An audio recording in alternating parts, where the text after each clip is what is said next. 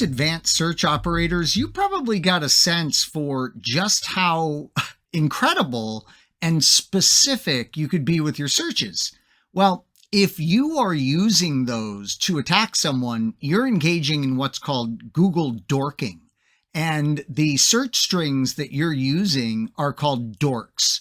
By the way, dork here is just a substitute for hack. So you'll often hear this as Google hacking.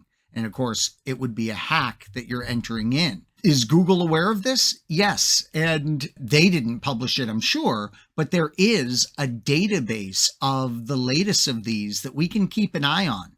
This is a great source for the recommended best practice here of running these in reconnaissance against your own websites. Okay, I'm being really silly here because this is clearly one of those areas where I need to just show you. It's easier for me to show you what I'm talking about. So here we are. I've done a search for the Google hacking database. And yeah, it's not from Google themselves. It's from the good people at ExploitDB. And this is a website and a product name, exploit-db, that you're going to want to know.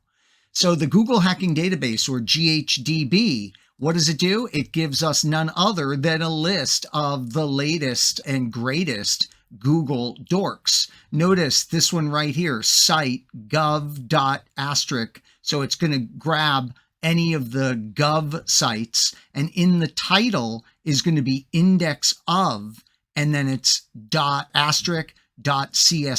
You're getting all these indexes. What is it? File containing juicy info. Yikes. So one of the things that you can do is you can grab this, you can copy it. So you can go in and copy the Google dork, and then you can run over to your own copy of Google.